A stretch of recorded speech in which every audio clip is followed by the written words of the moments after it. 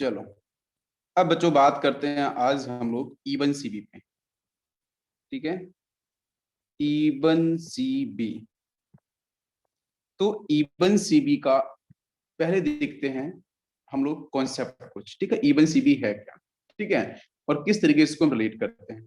तो वन का मतलब तो बेटा पता है, वन का मतलब क्या, यूनिमॉलिकुलर। इसका अगर पूरे नेम की बात करूं तो इसको हम लोग बोल सकते हैं, this is the elimination unimolecular, elimination unimolecular conjugate base.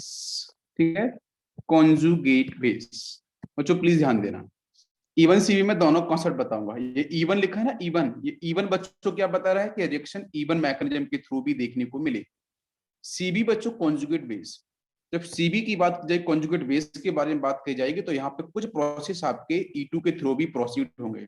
तो इवन सीबी के अंदर दोनों ही सेक्शन देखने को मिलते हैं, इवन वाला सेक्शन भी मिलता है और ई2 वाला भी मिलता है। और कहाँ मिलेगा ये मैं आपको बताऊंगा। ठीक है, यस। वैसे इसका नाम है बच्चों आपका इवन सीबी का। ई का मतलब इलिमिनेशन, वन का मतलब बच्चों यूनिमॉलिकुलर, और आपके सी का मतलब कॉन्जुगेट, और वी का मतलब आपका बेस, कॉन्जुगेट बेस। ठीक है, ये इसका कुछ छोटा सा स्पेसिफिक नेम। अच्छा, हालांकि है तो बच्चों इलिमिनेशन ही। और ये इवन सीबी आपको दिख रहा है कि यहाँ पे इवन वाला पाथ भी होगा, ई2 वाला पाथ होगा, मतलब यूनिमोलिकुलर वाला पाथ होगा, पाथ भी होगा, और ई2 वाला भी पाथ भी होगा रिएक्शन मैकेनिज्म के अंदर। जैसे बच्चों बोलते हैं कि जो इवन सीबी का जो एक्चुअल जो पाथवे होता है वो रेयर पाथवे होता है। ठीक है, रेयर पाथवे। रेयर पाथवे, ये मैकेनिज्म की बात कर रहे हैं हम लोग। तो रेयर पाथवे के अंदर बच्चों, रेयर क्यों लिखा है, रेयर इसलिए लिखा है कि यहाँ पे इवन वाला भी सेक्शन आएगा, ई2 वाला भी सेक्शन आएगा, और एज वेल एज बच्चों यहाँ पे आपका Saytzeff product as well as Hofmann product, कभी सेटजेफ स्टेबल कभी हॉफमैन स्टेबल, ये डिपेंड करेगा और डिफरेंट अदर कॉन्सेप्ट को रिलेट करके मैं बताऊंगा। और यहाँ पे हम लोग फॉलो करते हैं स्टेबिलिटी ऑफ कॉन्जुगेट बेस। ठीक है, कॉन्जुगेट बेस की स्टेबिलिटी के अकॉर्डिंग हम आंसर निकालेंगे। और और बच्चों यहाँ पे आइसोटोपिक इफेक्ट भी आते हैं। ठीक है, आइसोटोपिक इफेक्ट भी डिस्कस किए जाते हैं। तो बहुत सारी वैरायटीज आने वाली है, तो हम लोग समझेंगे ध्यान से, एक एक पॉइंट को समझने की कोशिश करेंगे। अब सुनना ध्यान से। चलो सर, इवन सीबी के बारे में तो समझ में आया थोड़ा सा कि इवन है, मैकेनिज्म होगा, ई2 होगा, दोनों पाथ भी फॉलो होंगे, रेयर पाथ भी देखने को मिलेगा, यस, बिकॉज दोनों होने वाले हैं। कब इवन कब ई2 डोमिनेट करेगा, कैसे आंसर बनेगा, सब कुछ देखेंगे। ठीक है, अच्छा, अब हम यहाँ पे बात करने वाले कि हम कैसे पहचानेंगे। तो इंपॉर्टेंट पॉइंट है कि इवन सीबी को, इवन सीबी आपको सपोज क्वेश्चंस में आया है, कोई रिएक्शन दे रखा है, हाउ कैन यू डिफाइन कि भाई यहाँ पे इवन सीबी होने वाला है। तो उसकी कुछ कंडीशंस हैं, वो कंडीशंस मैं आपको बताता हूँ। फर्स्ट कंडीशन बच्चों होती है, ध्यान देना, फर्स्ट कंडीशन है कि बच्चों यहाँ पे फॉलो किया जाए a strong base, a strong base. पहली कंडीशन, स्ट्रॉन्ग बेस एरो पे मिलना चाहिए। सेकंड कंडीशन की बात करते हैं, तो बच्चों बीटा पोजीशन, बीटा पोजीशन बच्चों कौन सी होती है बताओ, जहां पे लिविंग ग्रुप लगा हो वो तो अल्फा होता है, उसके बगल वाला बीटा होते हैं सारे के सारे, बीटा 1 बीटा 2 बीटा 3। तो बीटा पोजीशन पे बच्चों प्रेजेंट होना चाहिए a strong electron withdrawing group. ध्यान दो बेटा, रिएक्टेंट के बारे में बात कर रहे हैं बेटा, यहाँ पे बेस कैसा होना चाहिए, वो आपका स्ट्रॉन्ग होना चाहिए। दूसरी बच्चों बीटा पोजीशन पे क्या होना चाहिए, एक स्ट्रॉन्ग बेस आपका प्रेजेंट होना चाहिए। दो कंडीशन समझो, इवन सीबी कहाँ पे अप्लाइड होगा। थर्ड बच्चों बात करते हैं, तो यहाँ पे होना चाहिए बच्चों poor leaving group, a poor leaving group. Leaving group बच्चों कैसा होना चाहिए, बहुत ही वीक होना चाहिए, बहुत ही पुअर लिविंग, अच्छा लिविंग नहीं होना चाहिए, पुअर लिविंग ग्रुप होना चाहिए। ठीक है, यस। और फोर्थ बच्चों कंडीशन की बात करते हैं, तो now this is the higher temperature. Temperature बच्चों यहाँ पे होना चाहिए हाई। तो ये कुछ आपकी बेसिक 4 कंडीशंस हैं, प्लीज इसको एक बार फिर से समझते हैं। फर्स्ट कंडीशन बच्चों क्या है, देखो ये कंडीशंस आपको दिखाई देगी तो हम बोल देंगे बच्चों वहां पे इवन सीबी हो सकता है। मेरी बात समझ में आ रही है, और डेफिनेटली होगा। मतलब स्ट्रॉन्ग बेस की प्रेजेंस, बीटा पोजीशन पे आपका क्या होना चाहिए बच्चों, एक स्ट्रॉन्ग इलेक्ट्रॉन विड्रॉइंग ग्रुप क्यों होना चाहिए, बिकॉज बच्चों जब आपका कॉन्जुगेट बेस बनेगा, जो नेगेटिव चार्ज होगा कॉन्जुगेट बेस के ऊपर, वो बच्चों स्टेबल होगा, और वो उसकी स्टेबिलिटी डिफाइन होगी इसी इलेक्ट्रॉन विड्रॉइंग ग्रुप के through. Because electron withdrawing group बच्चों क्या करेगा, नेगेटिव चार्ज को विड्रॉ करेगा, नेगेटिव चार्ज फटाक से जीरो पे पहुंचेगा। भाई नेगेटिव चार्ज कहां पहुंचेगा बच्चों, जीरो पे, मुझे स्टेबल करना है नेगेटिव को। तो नेगेटिव को जीरो पहुंचाने के लिए हम क्या करें, हम लोग पढ़ चुके हैं जीओसी वन के अंदर, तो यहाँ लगा दो सर इलेक्ट्रॉन विड्रॉइंग ग्रुप। जैसे लगाएंगे इलेक्ट्रॉन विड्रॉइंग ग्रुप तो नेगेटिव खींच लिया जाएगा और बच्चों को क्या होगा, वो जीरो पे चार्ज आएगा। मेरी बात समझ में आ रही है? तो मॉलिक्यूल बच्चों कैसा होगा, स्टेबल। तो that's why we will use strong electron withdrawing group at beta position. Next बच्चों आपका third point, poor leaving group होना चाहिए। अच्छा लीविंग ग्रुप नहीं होना चाहिए, बेस्ट लीविंग ग्रुप नहीं होना चाहिए, पुअर लीविंग ग्रुप होना चाहिए। अब पुअर लीविंग ग्रुप कौन से होते हैं, फ्लोरीन वगैरह हम लोगों ने सीक्वेंस में पढ़ा था। ब्रोमीन तो अच्छा लीविंग ग्रुप होता है, आपका फ्लोरीन वगैरह क्या होता है, पुअर लीविंग ग्रुप। कुछ एग्जांपल्स में दूंगा अभी, यहाँ पे आपको ध्यान देना। और लास्ट बच्चों यहाँ पे आपका हायर टेम्परेचर। टेम्परेचर कैसा होना चाहिए आपका, हाई होना चाहिए। क्या सभी को मेरी बात समझ में आ रही है? It is clear, perfect. एक पॉइंट बताते चलो मुझे, पूरा पॉइंट समझ में आ रहा है? ओके, अब नेक्स्ट पॉइंट देखते हैं, इसी में ही इसी में ही। तो फर्स्ट बच्चों मैंने यहाँ पे लिखा है, reaction take place through, reaction take place through through carbanion, carbanion mechanism. ठीक है, कार्ब एनाइन मैकेनिज्म के थ्रू यहाँ पे रिएक्शन प्रोसीड होगी। Very important is carbanion mechanism. हम लोग बच्चों पढ़ रहे हैं E1 CB। प्लीज समझना ध्यान से एक चीज को, यहाँ बच्चों जो मैकेनिज्म जो आपको मिलने वाला है इंटरमीडिएट सेक्शन, वो कार्ब एनाइन मैकेनिज्म के थ्रू यहाँ पे रिएक्शन परफॉर्म की जाएगी, रिएक्शन आपकी कंटिन्यू होगी। सेकेंड पॉइंट की बात करते हैं, तो मैंने अभी आपको बोला भी था कि बीटा जो हाइड्रोजन होगा, ध्यान दो, beta hydrogen should be, beta hydrogen should be acidic. Beta hydrogen कैसा होना चाहिए, एसिडिक होना चाहिए। Beta hydrogen should be acidic, ठीक है, इन नेचर, इन नेचर। ठीक है, सेकेंड पॉइंट। थर्ड पॉइंट के बारे में बात करते हैं, तो बीटा हाइड्रोजन कैसा होना चाहिए बच्चों, एसिडिक इन नेचर होना चाहिए। एसिडिक मतलब समझ में आता है, एसिडिक का मतलब जिसकी firing of H plus ion जल्दी से हो और वहां पे जो नेगेटिव चार्ज मिले, जो एनाइन बना के जाए, वो एनाइन बच्चों कैसा हो जाए, स्टेबल हो जाए। वो जितना एनाइन स्टेबल होगा, firing of H plus ion उतना ज्यादा होगा, तो वो हाइड्रोजन कैसा होगा, एसिडिक हाइड्रोजन होगा। ठीक है, ओके, पुरानी वाली बात है, उन्हीं को मैं एक बार आपको बता रहा हूँ, एक पॉइंट E1 CB को लेकर समझ लो अच्छे से। ठीक है, नेक्स्ट पॉइंट बच्चों, हम लोगों ने बात करी थी इलेक्ट्रॉन विड्रॉइंग ग्रुप। तो इलेक्ट्रॉन विड्रॉइंग ग्रुप बच्चों प्रेजेंट होना चाहिए, और कहाँ प्रेजेंट होना चाहिए बच्चों, किस कार्बन पे होना चाहिए बच्चों, तो beta carbon atom, beta carbon atom पे आपका इलेक्ट्रॉन विड्रॉइंग ग्रुप की प्रेजेंस होना बहुत जरूरी है। क्यों? क्योंकि बच्चों वहां तो वहीं पे तो नेगेटिव चार्ज जनरेट होगा। ये जो नेगेटिव चार्ज है, जब H प्लस आयन बाहर जाएगा तो नेगेटिव वहीं जनरेट होगा। उस नेगेटिव को स्टेबल करने के लिए बच्चों क्या है, इलेक्ट्रॉन विड्रॉइंग ग्रुप तो कहाँ होना चाहिए, बीटा कार्बन एटम पे होना चाहिए। हर एक चीज को प्लीज ध्यान से समझ लो, है ना। फिर भी कुछ रिएक्शंस करेंगे मैकेनिज्म, तो सब कुछ आराम समझ में आएगा। ठीक है, एकदम से कुछ नया टर्म नहीं हो जाएगा। नेक्स्ट बच्चों बोलते हैं इसके रेट और रिएक्टिविटी को लेते हैं। तो E1 CB का जो बच्चों रेट किस पे डिपेंड करेगा, तो मैंने बोला एनायन बनेगा सर, एनायनिक मैकेनिज्म होगा, तो किस पे डिपेंड करेगा, ये बच्चों डिपेंड करेगा स्टेबिलिटी ऑफ एनायन। जो एनायन है उसकी स्टेबिलिटी पे आपका रेट क्या करेगा बच्चों, डिपेंड करेगा। प्लीज इस पॉइंट को ध्यान रखना, एनायन की स्टेबिलिटी जितनी ज्यादा होगी, E1 CB का रेट बच्चों उतना ही जबरदस्त और स्ट्रॉन्ग होगा, फास्ट होगा। नेक्स्ट बच्चों बात करते हैं रेट। दूसरा पॉइंट, रेट बच्चों डिपेंड करेगा किसके ऊपर, इलेक्ट्रॉन विड्रॉइंग ग्रुप के ऊपर, जो बच्चों प्रेजेंट है बीटा कार्बन पे। बाकी किसी कार्बन पे तो उससे मतलब ज्यादा नहीं होगा, लेकिन बीटा कार्बन में प्रेजेंट इलेक्ट्रॉन विड्रॉइंग ग्रुप होगा, तो इसका मतलब उस इलेक्ट्रॉन विड्रॉइंग ग्रुप की पावर जितनी जा रहा है, हम लोग DNP पढ़ा था ना, डिस्टेंस नंबर पावर, वो भी लगा सकते हैं rules, depend upon condition of questions. तो यहाँ बच्चों हम लोग बात करते हैं जनरली पावर के ऊपर, कि बीटा पोजीशन पे अगर दो डिफरेंट कंपाउंड में अगर बच्चों इलेक्ट्रॉन विड्रॉइंग ग्रुप लगे हैं, डिफरेंट इलेक्ट्रॉन विड्रॉइंग ग्रुप, तो उनमें से जिसकी पावर बेटर होगी, तो जितना अच्छा स्ट्रॉन्ग विड्रॉइंग इफेक्ट शो करेगा, वहां पे रिएक्टिविटी रेट बच्चों उतनी ही ज्यादा होगी। बच्चों ये एक्टिविटी किसकी बात कर रहे हैं, ये दोनों के दोनों सेक्शन हम लोग बात कर रहे हैं E1 CB को लेके। क्या आपको मेरी बात समझ में आ रही है? यहाँ तक क्लियर है सभी को? ये वाला पॉइंट समझ में आ गया सभी को? इट इज क्लियर,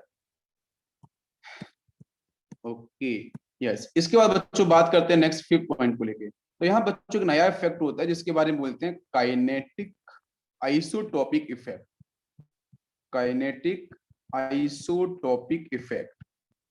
ठीक है, जिसको सॉल्ट में बहुत जगह आपको लिखा मिलेगा KIE इस तरीके से। ठीक है, काइनेटिक काइनेटिक आइसोटोपिक इफेक्ट। तो काइनेटिक आइसोटोपिक इफेक्ट आपका क्या होता है और कहाँ पे देखने को मिलता है, तो काइनेटिक आइसोटोपिक इफेक्ट ये बच्चों होता है सॉल्वेंट का, जहां पे हम लोग ना ड्यूटेरियम वगैरह यूज करेंगे, और ड्यूटेरियम के रिएक्शन देंगे, आंसर कैसे बनेगा, वो हाइड्रोजन को रिप्लेस करेगा, बताऊंगा मैं। तो kinetic isotopic effect of solvent, ठीक है, इज ऑब्जर्व्ड, ठीक है, is observe during the reaction, during the reaction. जब बच्चों रिएक्शन प्रोसीड होगी तो वहां पे आपका क्या होगा, जो सॉल्वेंट होगा, अब जो सॉल्वेंट हम लोग यूज करेंगे ना, उसके पास बच्चों क्या प्रेजेंट होगा, ड्यूटेरियम प्रेजेंट होगा, ध्यान दो। और मैक्सिमम क्वेश्चंस बच्चों 100% क्वेश्चन ड्यूटेरियम पे ही आते हैं, ये बात आपको ध्यान रखनी है, ठीक है। और यहाँ से क्वेश्चंस आपका जेईई एडवांस के अंदर बिल्कुल प्रीवियस ईयर के अंदर बना हुआ है, ठीक है, ड्यूटेरियम के ऊपर। तो जब भी हम यहाँ पे सॉल्वेंट यूज करेंगे, उसके साथ बच्चों क्या प्रेजेंट होगा, ड्यूटेरियम वगैरह आपका प्रेजेंट होगा। वो कैसे होगा, जैसे एग्जांपल दूं मैं, CH3OH, इसकी जगह बच्चों इंस्टेड ऑफ दिस CH3OH यहाँ पे प्रेजेंट होगा आपका CH3OD।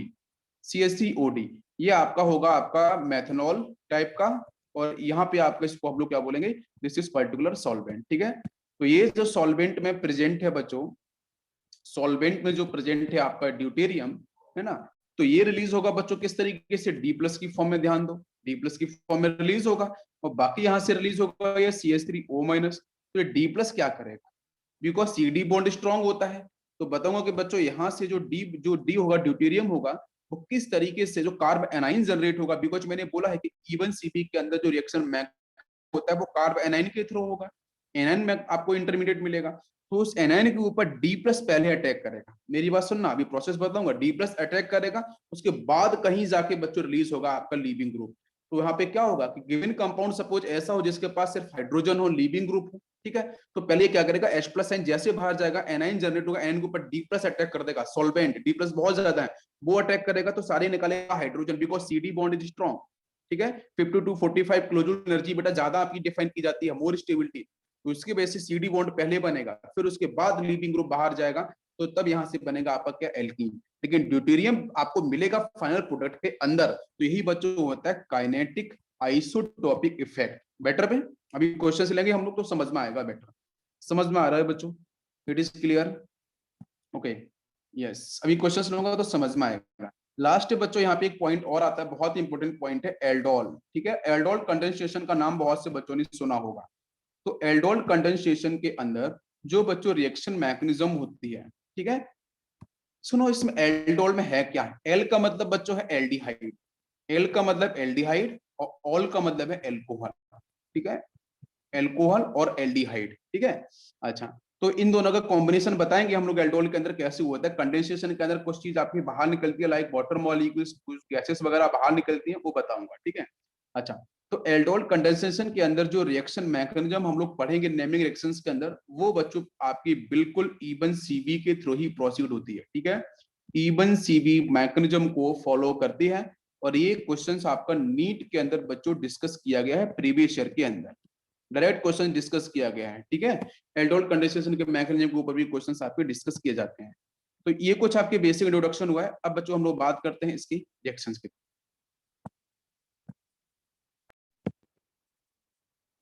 चलो, थैंक यू। तो अब देखेंगे बच्चों हम लोग यहाँ पे इवन सीबी के अंदर मैं एक क्वेश्चन लेता हूँ, छोटा सा क्वेश्चन लेता हूँ, समझाने की कोशिश करूंगा उसके साथ, ठीक है। मैंने बच्चों एक यहाँ पे कंपाउंड लिया है CH2, सिंगल बॉन्ड CH2, और इसके साथ बच्चों लगाया मैंने यहाँ पे लीविंग ग्रुप, प्लीज बच्चों ध्यान से देखना, ठीक है। यस, इसके साथ लगाया मैंने बच्चों यहाँ पे इलेक्ट्रॉन विड्रॉइंग ग्रुप। समझना, मैं एक जनरल केस ले रहा हूँ, यहाँ से आपको सारी चीजें समझ में आएंगी। देखो बच्चों, लीविंग ग्रुप जहां पे प्रेजेंट है, तो उसके साथ जो कार्बन दिख रहा है वो कैसा होगा, अल्फा कार्बन, सभी को समझ में आ रहा है, and this one is beta carbon, ठीक है। तो बीटा कार्बन के पास बच्चों प्रेजेंट का इलेक्ट्रॉन विड्रॉइंग ग्रुप प्रेजेंट है, डेफिनेटली हम बोल सकते हैं सर रिएक्शन इवन सीबी से होगा, any problem, reaction even CB से होगा, रिएक्टेंट मुझे दिख गया है। इसके सामने बच्चों मैंने यहाँ पे फॉलो किया है एक स्ट्रॉन्ग बेस, बच्चों प्लीज ध्यान देना, मैंने बच्चों यहाँ फॉलो किया है स्ट्रॉन्ग बेस, और स्ट्रॉन्ग बेस तो बच्चों हम बिल्कुल फॉलो करते हैं इवन सीबी के अंदर, वो भी आपको दिखाई देगा, ठीक है। अच्छा, अब रिएक्शन तो इवन सीबी से प्रोसीड होगा, तो जरा मुझे बताओ पहली स्टेप में क्या होने वाला है, फर्स्ट स्टेप में क्या होता है बच्चों, जरा याद करो, एक सीन याद करो। हम जब बात करते हैं इवन मैकेनिज्म की, तो इवन मैकेनिज्म में पहली स्टेप बच्चों स्लो स्टेप होती है, हम लोग पढ़ चुके हैं, पहली स्टेप बच्चों क्या होती है, स्लो स्टेप होती है। और यहाँ भी बच्चों हीट तो हम सप्लाई करेंगे ही, टेम्परेचर देते थे हाई टेम्परेचर, तो इवन मैकेनिज्म में पहली स्टेप स्लो स्टेप होती है, आरडीएस होती है, लेकिन यहाँ बच्चों पहली स्टेप क्या होगी, फास्ट स्टेप होती है। ध्यान देना, मैं कंपेरिजन करना चाह रहा हूँ। यहाँ जो फर्स्ट स्टेप होगी, फर्स्ट स्टेप जो होगी वो होती है बच्चों फास्ट स्टेप। ध्यान दो सभी लोग प्लीज, यहाँ पे होगी बच्चों फास्ट स्टेप। और फास्ट स्टेप के साथ बच्चों क्या होगा कि ये जो बेस है, बेस बच्चों क्या करेगा, जो बीटा पोजीशन दिख रहा है ना, ये बीटा पोजीशन, इस बीटा पोजीशन के पास बच्चों आएगा बेस, और बेस बच्चों यहाँ पे आके करेगा आपका अटैक, और निकालेगा बच्चों यहाँ से एक हाइड्रोजन, और निकालने के बाद बच्चों यहाँ से क्या निकाल देगा, ये बच्चों यहाँ से निकल जाएगा BH। क्या आपको मेरी बात समझ में आई? जब बेटा यहाँ से हाइड्रोजन बाहर जा रहा होगा तो यहाँ पे अपने इलेक्ट्रॉन्स को रिलीज कर रहा होगा। क्या आपको मेरी बात समझ में आ रही है? तो जब वो रिलीज कर रहा होगा तो यहाँ से नेक्स्ट स्पीसीज बच्चों क्या बनेगी, प्लीज ध्यान से समझना। इलेक्ट्रॉन विड्रॉइंग ग्रुप तो वैसा प्रेजेंट है, यहाँ पे हो जाएगा बच्चों CH माइनस चार्ज। कंफ्यूजन हो तो बता देना बीच में। CH2 है, यहाँ पे आपका लिविंग ग्रुप है। ये समझ में आ रहा है? It is clear? This is first step. First step बच्चों हो चुकी है, और फर्स्ट स्टेप है बेस बच्चों फटाक से निकालेगा आपके एसिडिक हाइड्रोजन को जो प्रेजेंट है बच्चों बीटा पोजीशन पे। अब नेगेटिव चार्ज बच्चों स्टेबल तो हो ही रहा है, आपको दिख रहा है कि सर यहाँ पे इलेक्ट्रॉन विड्रॉइंग ग्रुप है, तो नेगेटिव इधर से इधर मूव कर जाएगा, तो नेगेटिव स्टेबल है, ये कार्बन आयन है। अब नेगेटिव स्टेबल हो गया है, तो इसके साथ बच्चों यहाँ पे जो नेक्स्ट स्टेप होगी वो होगी आपकी RDS, रेट डिटरमाइनिंग स्टेप। और ये बच्चों होती है स्लो स्टेप, जब यहाँ पे लीविंग ग्रुप बच्चों क्या होगा, बाहर जाएगा, लीविंग ग्रुप यहाँ से आपका एलिमिनेट होगा, ठीक है। और ये आपकी हो जाएगी बच्चों सेकंड स्टेप। फर्स्ट स्टेप कैसी है, फास्ट, सेकंड स्टेप आपकी कैसी होगी, स्लो स्टेप होगी। लीविंग ग्रुप बाहर जाएगा, presence of presence leaving group जब बाहर जाएगा तो एल्स की फॉर्म में है। तो यहाँ पे बच्चों क्या करेगा, पॉजिटिव चार्ज जनरेट करेगा। क्या आपको मेरी बात समझ में आई? तो अब पॉजिटिव चार्ज बेटा जैसे जनरेट होगा तो वहां से जो नेगेटिव चार्ज है ना वो इधर शिफ्ट होके इसको स्टेबल कर देगा पॉजिटिव को, तो Lg माइनस तो बाहर चला गया, तो रिजल्टेंट बच्चों बना प्रोडक्ट इलेक्ट्रॉन विड्रॉइंग ग्रुप, यहाँ से CH डबल बॉन्ड NCH2, तो ये आपका होगा प्रोडक्ट। क्या आपको मेरी बात समझ में आ रही है? ये होगा बच्चों हमारा प्रोडक्ट। इसमें कुछ और चीजों को समझने की कोशिश करता हूँ, ध्यान से सुनना बच्चों। यहाँ पे पूरा सीन समझ में आ गया, पहली स्टेप समझ में आ गई, दूसरी स्टेप समझ में आ गई, कैसे कैसे सिलेक्शन प्रोसीड हुआ, कोई कंफ्यूजन नहीं हुआ। आपके यहाँ पे RDS कौन सी हुई, स्लो स्टेप कौन सी हुई। अब इसके बाद सुनना जरा ध्यान से नेक्स्ट पॉइंट, कि जब बच्चों हम लोगों ने यहाँ पे जो कंपाउंड लिया था इलेक्ट्रॉन विड्रॉइंग ग्रुप, इसके साथ था आपका CH2 सिंगल बॉन्ड CH2, और यहाँ पे प्रेजेंट था आपका लिविंग ग्रुप। कहानी तो हमारी कुछ ऐसी थी, हमने ये एग्जाम्पल लिया था। अभी इसी एग्जाम्पल के अंदर कुछ मैं कंडीशंस आपको बताने वाला हूँ। जैसे फर्स्ट कंडीशन, हम लोग बच्चों बात कर रहे थे बीटा हाइड्रोजन, ये अल्फा कार्बन है, ये बीटा है। हम लोग बीटा हाइड्रोजन की बात कर रहे थे, तो बीटा हाइड्रोजन बच्चों डेफिनेटली एसिडिक इन नेचर होना चाहिए। अगर एसिडिक इन नेचर नहीं हुआ तो फिर बच्चों यहाँ से उसका निकलना बहुत मुश्किल हो जाएगा, ठीक है। जितना ज्यादा एसिडिक नेचर होगा बीटा पोजीशन पे प्रेजेंट हाइड्रोजन का, वहां पे कार्ब एनाइन को पता है कार्ब एनायन की स्टेबिलिटी ज्यादा होगी, कार्ब एनायन की स्टेबिलिटी जितनी ज्यादा होगी तो वहां से बच्चों जो बीटा पोजीशन होगा तो उस पर प्रेजेंट जो हाइड्रोजन उतना अधिक एसिडिक होगा। ये भी आपको समझ में आता है, बिकॉज रिलेशन पता है, हम लोगों ने पहले भी डिस्कस किया था। तो बच्चों ध्यान दो, इलेक्ट्रॉन विड्रॉइंग ग्रुप को जरा समझते हैं ध्यान से। इलेक्ट्रॉन विड्रॉइंग ग्रुप की नेचर कैसे होने चाहिए। तो इलेक्ट्रॉन विड्रॉइंग ग्रुप में बेटा एक तो इफेक्ट आता है -m इफेक्ट, आपको पता है। एक बच्चों इफेक्ट आता है -I इफेक्ट, दोनों इफेक्ट आते हैं, और दोनों इफेक्ट काम अलग तरीके से होता है। -m इफेक्ट की बात करें तो जैसे बच्चों यहाँ पे आ गया एल्डिहाइड, वेरी पॉपुलर है ना, -m शो करता है। जैसे आपका यहाँ पे कीटोन आ गया, ठीक है। और बात करें तो बच्चों नाइट्रो आपको दिखता ही है, बहुत स्ट्रॉन्ग आप इलेक्ट्रॉन विड्रॉइंग ग्रुप है, -m के थ्रू करता है। जैसे और बात करूं तो आपका साइनाइड भी आ सकता है।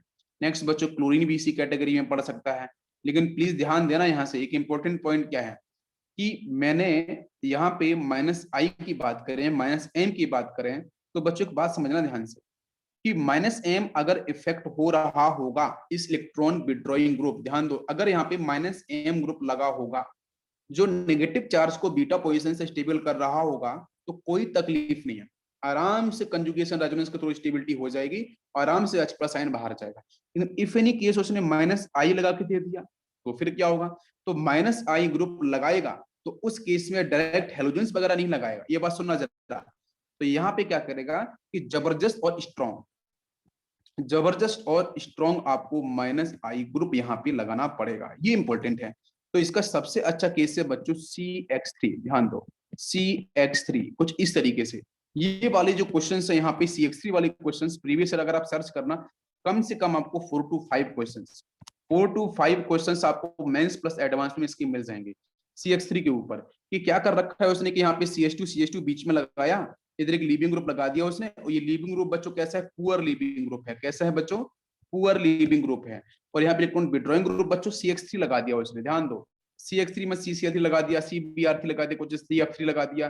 तो बच्चों ये पता है बहुत ही जबरदस्त यहाँ पे हेलोजन प्रेजेंट होने की वजह से ये बहुत पूरा CX ग्रुप बच्चों बहुत ही स्ट्रॉन्ग माइनस आई ग्रुप की तरह एक्ट करेगा। क्या आपको मेरी बात समझ में आ रही है? इट इज क्लियर, सभी को समझ में आ रहा है? तो यहाँ पे हम इलेक्ट्रॉन विड्रॉइंग ग्रुप की बात कर रहे हैं, तो माइनस से हम सीधा लगा है तो कोई तकलीफ नहीं, हम सीधा आंसर बना सकते हैं, लेकिन माइनस आई को ध्यान रखना पड़ेगा। तो यहाँ पे हम जनरली बच्चों हमारे एडवांस के सिलेबस तक की पूरी बात कर रहा हूँ, तो CX3 के अलावा बाकी ज्यादा कोई ग्रुप लगा के नहीं मिलेगा। या फिर ऐसा होगा कार्बनिक के साथ आपके यहाँ पे हेलोजन के बजाय नाइट्रो लगा दें, तो भी आपका नाइट्रो कैसे एक्ट करेगा, रेजोनेंस तो होगा नहीं वहां पे, तो बेटो वो कैसे करेगा, वो भी आपका माइनस आई की तरह ही एक्ट करेगा। ठीक है, समझ में आ गया यहाँ तक? अब मैं बात करता हूँ थोड़ा सा बेस को समझाने की कोशिश करता हूँ, पूरे प्रोसेस को समझाऊंगा, इवन एक बात समझाऊंगा, है ना। यस, तो बेस बच्चों स्ट्रॉन्ग बेस की बात करते हैं, सोडामाइड तो बहुत पॉपुलर है, आपको पता है, वहां से NH2 माइनस आपका निकल के आ गया, स्ट्रॉन्ग बेस है। जैसे बच्चों बल्कीनेस, आर बहुत बिगर बिगर साइज का है, बल्कि साइज का है, वहां पे हीट दे दी गई है। ठीक है, जैसे आपका एल्कोक्साइड, यहाँ पे आर आपका बिगर सेक्शन है और आपका हीट दे दिया गया है।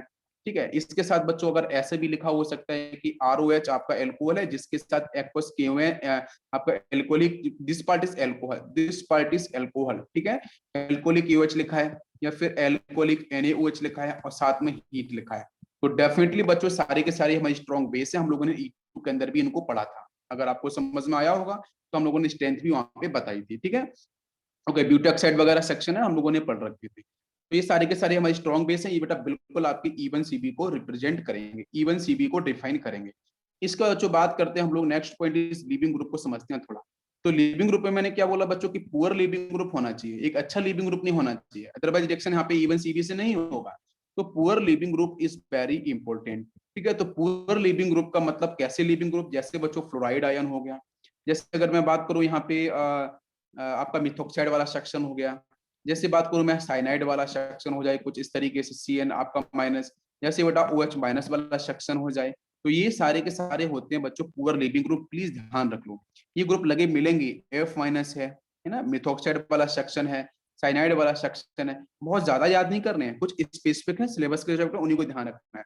OH माइनस वाला सेक्शन है, ये सारे के सारे बच्चों क्या होते हैं, poor leaving group. Good leaving group की बात करें तो आपको पहले से पता है कि जैसे Br माइनस है, I माइनस है, बड़े साइज वाले, वो सारे के सारे क्या होते हैं बच्चों, वो आपके होते हैं बहुत ही अच्छे गुड लिविंग ग्रुप। तो ये होते हैं बच्चों गुड एलजी, समझ में आ गया? पुअर लिविंग ग्रुप में से इन्हीं में से क्वेश्चंस आपको देखने को मिल जाएंगे। इट इज करेक्ट, सभी को समझ में आ गया यहाँ तक?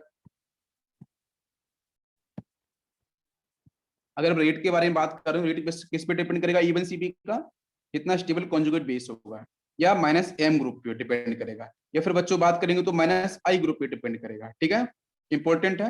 ओके, और जब हम -I की पावर की बात करते हैं, यहाँ पे -I पावर बच्चों किसकी अच्छी होगी, अरे -I पावर की बात कर रहे हैं हेलोजन को लेके। ठीक है, हेलोजन को लेके हम लोग यहाँ पे -I पावर की बात करेंगे, तो मुझे बताओ बेटा सबसे अच्छा किसका होगा, फ्लोरीन, फिर क्लोरीन, फिर आपका यहाँ पे ब्रोमीन, फिर आपका आयोडीन। ठीक है, यस, GOC1 का ही सेक्शन है। ओके, क्लियर हो रहा है यहाँ पे, कितना पॉइंट समझ में आ रहा है? ओके, अगर मैं यहाँ पे लिविंग ग्रुप की बात करूं, अगर इसी को मैं रिलेट करूं लिविंग ग्रुप के साथ, तो मुझे बताओ लिविंग ग्रुप, तो लिविंग ग्रुप की टेंडेंसी बच्चों क्या होगी, बताओ जरा, लिविंग ग्रुप की टेंडेंसी LG, तो इस सीक्वेंस क्या होगा, F minus, Cl minus, Br minus, I minus. हम गुड लिविंग की बात नहीं कर रहे हैं बच्चों, है ना, गुड लिविंग की तो बात करें तो आपका आयोडाइड हो जाएगा ना सेक्शन। ठीक है, मुझे कैसे लिविंग ग्रुप चाहिए, यहाँ पे पुअर लिविंग ग्रुप चाहिए ना। ठीक है, तो उसी के रिस्पेक्ट तो हम आंसर डिफाइन कर सकते हैं। अच्छा, अगर मैं आपसे पूछूं बेसिसिटी के बारे में पूछूं क्वेश्चन, मुझे बताना बेसिसिटी में फ्लोराइड और आयोडाइड किसका अच्छा होता है। मैं अगर बेसिसिटी की बात करूं, फ्लोराइड आयन और आयोडाइड आयन में किसका अच्छा बेसिसिटी होता है, बेसिसिटी हम लोग पढ़ चुके हैं, न्यूक्लियोफिलिसिटी और बेसिसिटी, तो किसका अच्छा होगा, फ्लोराइड आयन का। और ये फ्लोराइड आयन की जो बेसिसिटी पावर होगी बच्चों वो अधिक होगी। ठीक है, समझ में आ रहा है? और आपको पता है कि जो बेसिसिटी पावर है, जो आपकी बेसिसिटी पावर है वो directly proportional to leaving group. ध्यान दो, बेसिसिटी पावर की बात कर रहे हैं हम इवन CB, ध्यान दो, बट इवन सीबी को अगर मैं डिफाइन करूं इवन सीबी के साथ, तो बेसिसिटी पावर बच्चों कैसे डिफाइन की जाएगी? लिविंग ग्रुप के साथ डिफाइन की जाएगी ना। क्या आपको मेरी बात समझ में आ रही है? It is clear?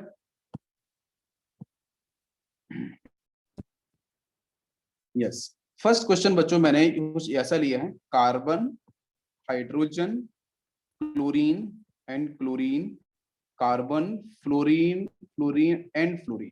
ध्यान दो, ठीक है। ये मैंने एक कंपाउंड ले लिया है और इसके सामने बच्चों मैंने फॉलो किया है strong base. Now this is heat. निकालो क्या आंसर बनेगा, इस तरीके से प्रोसीड होगा। यस।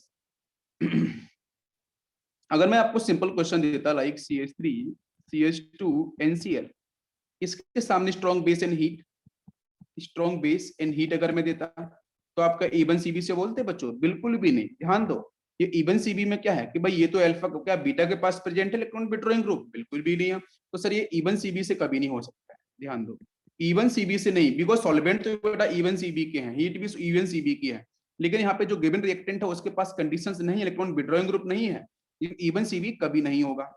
तो फिर बेटा किस रिएक्शन होगा? हाई हीट दे रखा है, स्ट्रॉन्ग बेस दे रखा है, तो रिएक्शन कहां से होगा? E2 से होगा। तो E2 से बनेगा हमारा यहाँ से प्रोडक्ट। ऊपर वाला क्वेश्चन क्या दिख रहा है, प्लीज ध्यान से देखो। तो ऊपर वाले क्वेश्चन में क्या आपको वो कंडीशंस दिख रही है? हाँ देखते हैं बच्चों, यहाँ से देखो। तो लिविंग ग्रुप कौन सा होगा? मैंने बच्चों बोला था पुअर लिविंग ग्रुप को सर्च करना है, पुअर लिविंग ग्रुप को। तो पुअर लिविंग ग्रुप बच्चों कौन सा हो जाएगा, जल्दी से बताओ मुझे। फ्लोरीन और क्लोरीन में से भाई क्लोरीन भी है, फ्लोरीन भी है, तो पुअर लिविंग ग्रुप बच्चों हो गया आपका फ्लोरीन। ऑब्वियसली मेरी बात समझ में आ रही है? तो इसे हम लिविंग ग्रुप मानेंगे। और जो इस कार्बन में प्रेजेंट है वो अल्फा कार्बन, पहले अल्फा तो पहचानो, तो ये बीटा हो गया। समझ में आ रहा है बच्चों? It is clear. बीटा के पास प्रेजेंट है बच्चों एटलीस्ट वन हाइड्रोजन, और यही आपकी एसिडिक होगी। अच्छा, अब पहली स्टेप प्रोसीड करो जल्दी से। तो बेटा ये स्ट्रॉन्ग बेस क्या करेगा? स्ट्रॉन्ग बेस बच्चों लेगा यहाँ से हाइड्रोजन को, तो बनाएगा बच्चों यहाँ से BH, उसको बाहर निकाल देगा। ये रिलीज करेगा यहाँ पे नेगेटिव चार्ज, तो बिल्कुल इजी स्टेप समझ में आ गया होगा। यहाँ पे नेगेटिव चार्ज, यहाँ पे क्लोरीन, और नीचे बच्चों यहाँ पे आपकी 3 फ्लोरीन, 1 2 3। क्या नेगेटिव स्टेबल है? हाँ सर बिल्कुल स्टेबल। देखो दो दो क्लोरीन देख रहे हैं। क्या आपको मेरी बात बच्चों समझ में आ रही है? बताइए जरा। यहाँ तक पूरी बात समझ में सभी को आ रही होगी।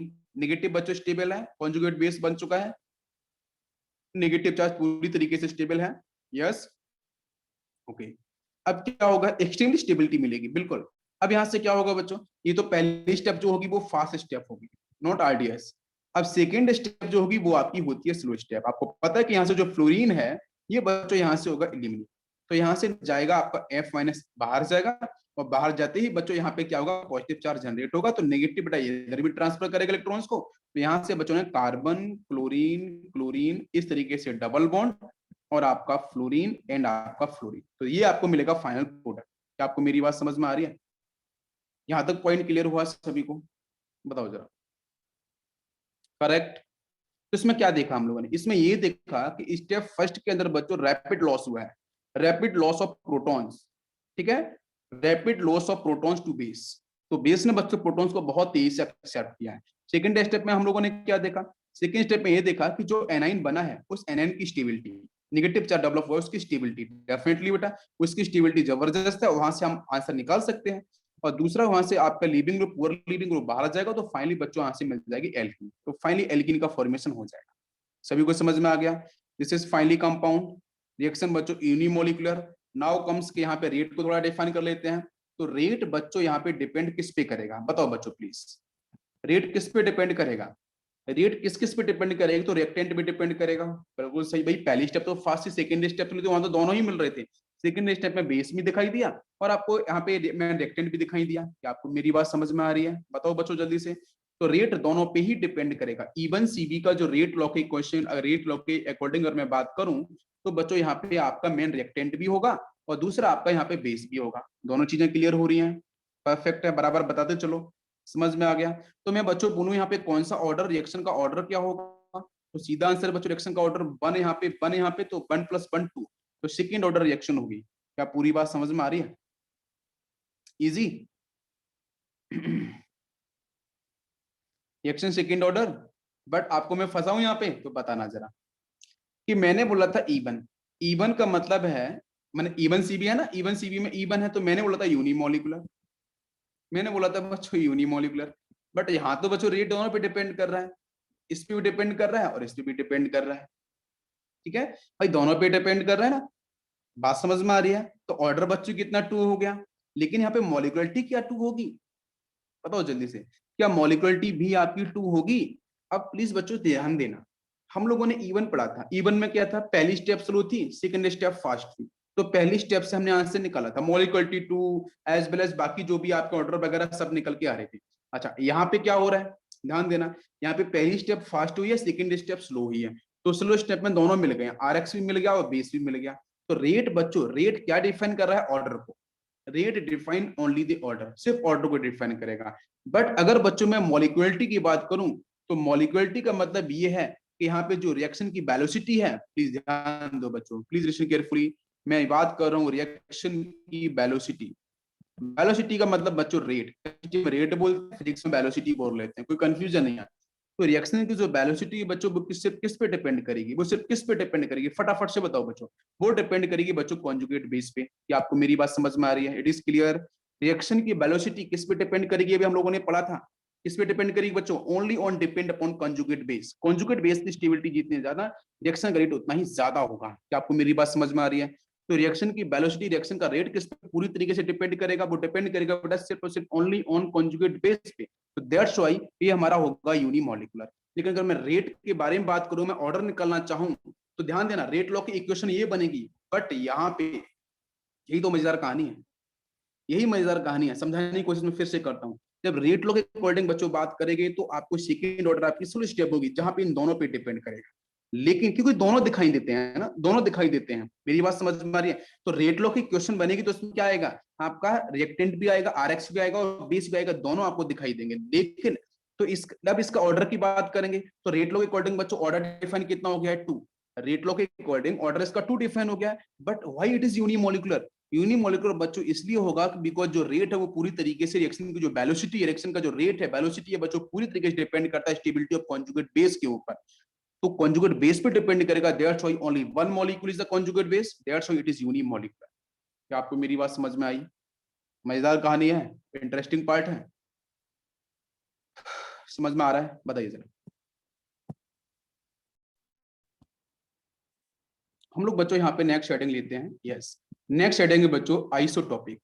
नेक्स्ट हेडिंग आपकी है आइसोटॉपिक इफेक्ट। आइसोटॉपिक इफेक्ट, तो आइसोटॉपिक इफेक्ट के बारे में बात करते हैं।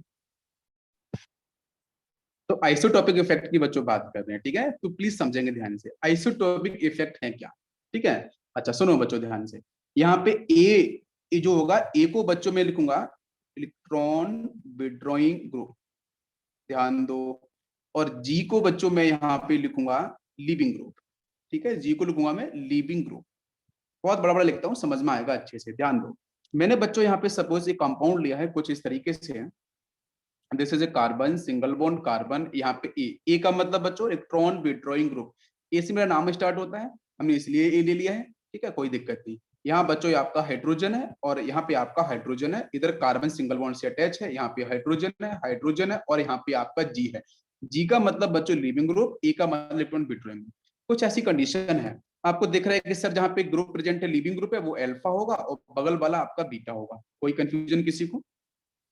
कोई कंफ्यूजन नहीं है? ठीक है। अब देखो बच्चों, इसमें से एसिडिक हाइड्रोजन कौन सा होगा? सर ए हमारा कौन सा इलेक्ट्रॉन विड्रॉइंग ग्रुप है, तो दैट्स व्हाई ये वाला हाइड्रोजन बच्चों, ये दोनों हाइड्रोजन कैसे होंगे? Acidic hydrogen. क्या आपको मेरी बात समझ में आ रही है? ये दोनों के दोनों बच्चों होंगे हाइड्रोजन, एसिडिक हाइड्रोजन, कोई कंफ्यूजन नहीं है।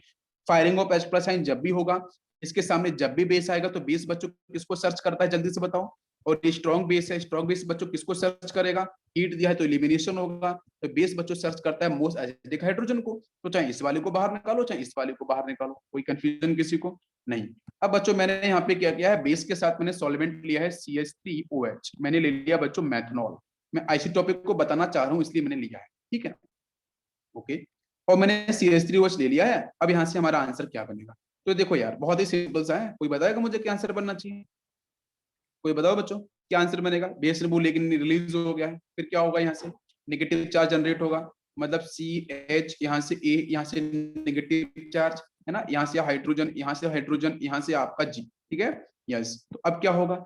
ये G बच्चों यहाँ से आपका रिलीज होगा, ध्यान दो, पूरा लिविंग ग्रुप है, बाहर चला जाएगा, नेगेटिव यहाँ डेवलप हो जाएगा, तो ये हमारा बच्चों यहाँ से carbon double bond carbon, alkene का फॉर्मेशन हो जाएगा। क्या आपको मेरी बात समझ में आ रही है?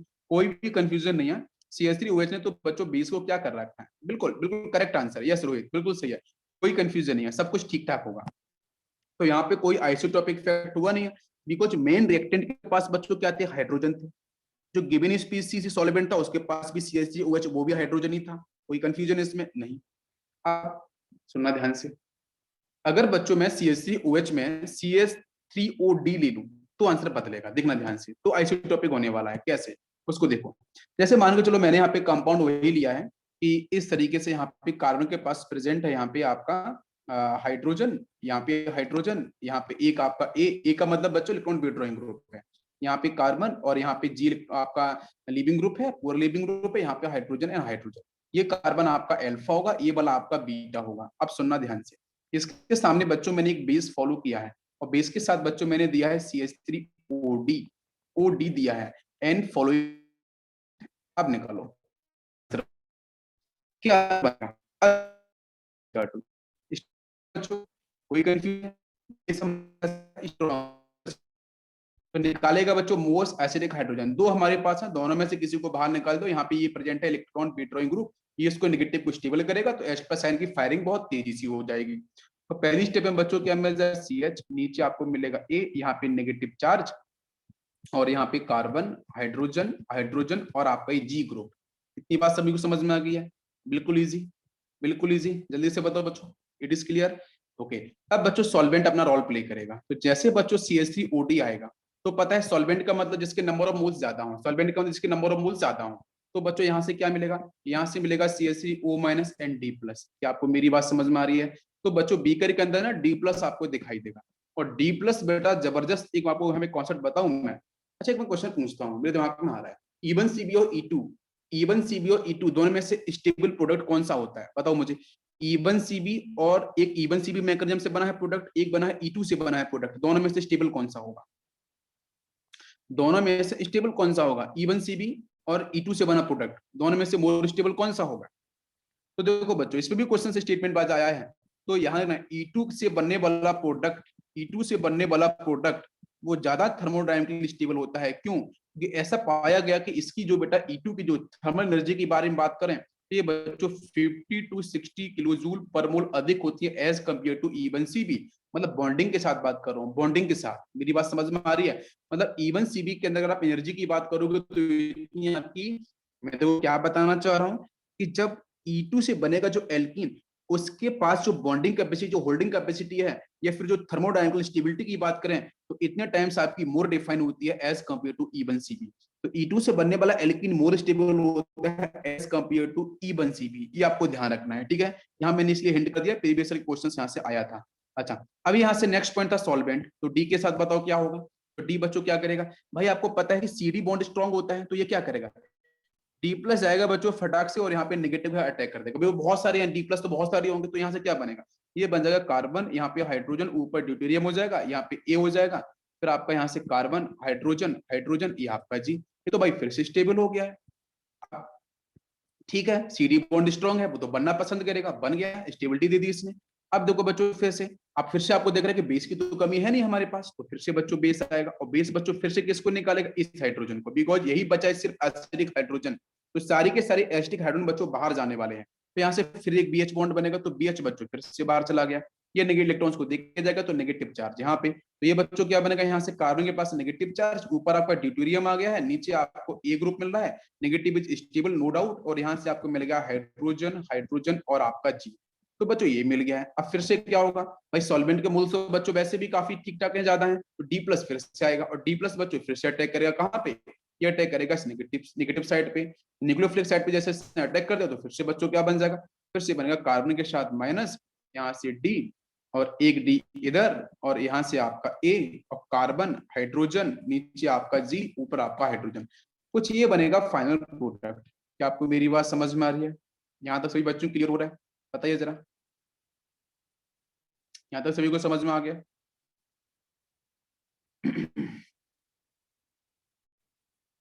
सभी क्लियर हो गया? ओके, यहाँ तक सभी को समझ में आ गया। तो अब बच्चों यहाँ तो कुछ कंपाउंड, कुछ पता है कैसा कंपाउंड बन गया? ये कंपाउंड बन गया है कार्बन, एक सेकंड, वो आपका यहाँ तक आ चुका है कि ड्यूटेरियम यहाँ पे ए आपका यहाँ पे इलेक्ट्रॉन विड्रॉइंग ग्रुप है, और यहाँ से कार्बन, इसके पास बच्चों लीविंग ग्रुप प्रेजेंट था जी, और बाकी यहाँ पे आपके प्रेजेंट है हाइड्रोजन एंड आपके हाइड्रोजन। अब यहाँ से क्या होगा भाई, एल्किन तो बना नहीं भाई, एल्किन बनना चाहिए, स्ट्रॉन्ग बेस दिया है मैंने, स्ट्रॉन्ग बेस दिया था और हीट भी दे रखी थी। तो अब सुनना बच्चों, नेक्स्ट स्टेप में क्या होगा, नेक्स्ट स्टेप में कुछ यूं होगा कि ये जो हीट है अब ये अपना रोल प्ले करेगी। तो हीट बच्चों क्या करेगी, उसको प्लीज ध्यान से सुनना। हीट बच्चों यहाँ से क्या करेगी कि जो जी ग्रुप है वो तो बाहर जाएगा ही, तो यहाँ से दो चीजें होती हैं कि ड्यूटेरियम जो है वो हीट की वजह से यहाँ से ड्यूटेरियम और ये ड्यूटेरियम दोनों के बीच में रिपल्सिव फोर्स, एक हल्का से रिपल्सिव फोर्स वर्क करता है, और दोनों का साइज बच्चों लिटिल बिट ओवरलैप करने लगता है। तो सीन समझना ध्यान से क्या होता है, ठीक है। तो होता कुछ यूं है कि ड्यूटेरियम ड्यूटेरियम इन दोनों के बीच में थोड़ा सा रिपल्सिव फोर्स यहाँ पे इंक्रीज करता है। हाइड्रोजन छोटा साइज का, ये भी छोटा साइज का, ये यहाँ तो कुछ होने वाला है नहीं, इधर से कुछ नहीं, यहाँ से कुछ नहीं, यहाँ से ये तो ग्रुप है, ये तो बाहर जाएगा, कोई कंफ्यूजन नहीं। तो ड्यूटेरियम बच्चों यहाँ से क्या करेगा, ये इस हीट की प्रेजेंस में एक ड्यूटेरियम यहाँ से आपका रिलीज होगा, और जब वो रिलीज होगा तो बच्चों डी माइनस की फेज में जाएगा। ध्यान दो, 1 second 1 second, not D minus, यहां से ड्यूटेरियम आपका जो रिलीज होगा वो डी प्लस की फेज में। एक इसको मैं चेंज करता हूं, यस। तो हीट की प्रेजेंस में क्या होगा, ड्यूटेरियम जो होगा बच्चों, बिकॉज ये तो बेस है ना, बेस, तो बेस बच्चों बीडी बॉन्ड बना सकता है, ऐसा कोई नहीं है। बेस यहाँ पे आएगा और बेस बच्चों यहाँ पे बॉन्ड, एक बीडी बॉन्ड बनाएगा। हीट की प्रेजेंस में क्या होगा, डी बच्चों यहाँ से रिलीज होगा, डी प्लस की फॉर इलेक्ट्रॉन्स को रिलीज करके जाएगा, और यहाँ से बच्चों आपका जो जी है वो जी माइनस की फेज में लीविंग ग्रुप जाएगा, तो यहाँ पे आएगा पॉजिटिव चार्ज, वो यहाँ से नेगेटिव चार्ज यहाँ से यहाँ ट्रांसफर होगा। तो बेटा फाइनल आंसर बनेगा कार्बन कार्बन हाइड्रोजन, यहाँ पे हाइड्रोजन, यहाँ पे ड्यूटेरियम, और यहाँ पे आपका ए। यहाँ पे क्या होगा, इलेक्ट्रॉन विड्रॉइंग ग्रुप है, इलेक्ट्रॉन विड्रॉइंग ग्रुप है, और बाकी एचटीज आपको ये मिलेगा फाइनल आंसर, फाइनल प्रोडक्ट आपको ये मिलेगा। तो आपने क्या देखा, रिजल्टेंट आपने ये देखा कि बच्चों अगर यहाँ पे ड्यूटेरियम नहीं होता, CH3D नहीं होता, तो यहाँ पे आपका डी नहीं होता, यहाँ पे हाइड्रोजन ही होता, यहाँ पे हाइड्रोजन ही देखने को मिलता, जो एल्कीन बनता है उसमें हाइड्रोजन ही होता। लेकिन हम ड्यूटेरियम क्यों अंदर आ चुका है, तो उसके पीछे जो कॉन्सेप्ट है वो स्टेबिलिटी कॉन्सेप्ट है, बिकॉज सीडी बॉन्ड स्ट्रॉन्ग होता है, तो जैसे कार्ब एनाइन बनेगा, जैसे कॉन्जुगेट बेस बनेगा, तो कॉन्जुगेट बेस से बच्चों फटाक से अटैक करेगा आपका डी प्लस, और जैसे बच्चों डी प्लस अटैक करेगा तो वहां से आपका कंपाउंड जाएगा बच्चों सैचुरेशन की तरफ।